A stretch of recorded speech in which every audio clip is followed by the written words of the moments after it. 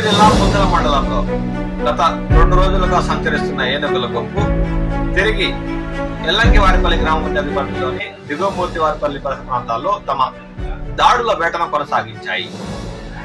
గత రాత్రి అయితే అవి దిగువమూర్తివారిపల్లి పరిసర ప్రాంతాల్లో ఉన్న పంటలపై దాడులు చేయడమే కాకుండా స్థానిక రైతులకు చెందిన నీటి పైపులను తొక్కి ధ్వంసం చేసి బోరు మోటార్లను విరిచేసి స్థానికులకు తీరని కష్ట నష్టాలు పాలు చేశాయి. స్థానిక రైతులైన వీర రాఘవ నాయుడు, ఈశ్వర్ నాయుడు, పురుషోత్తం నాయుడు, జయచంద్ర నాయుడు, సురేంద్రలకు చెందిన నీటి పైపులను తొక్కి పంటలను ధ్వంసం చేసి బోరు మోటార్లను కూడా విరిచేసినట్లు వారు వాపోతున్నారు.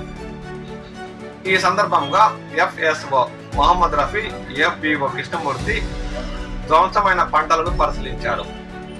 ఏనుగుల బారి నుండి వీలైనంత వరకు ఈ ఏనుగులను దూర ప్రాంతాలకు తరిమేసి రైతులకు కష్ట నష్టాలు పాలు కాకుండా చూసేందుకు పలు ప్రయత్నాలు కొనసాగిస్తున్నట్లు ఈ సందర్భంగా వారు పేర్కొన్నారు.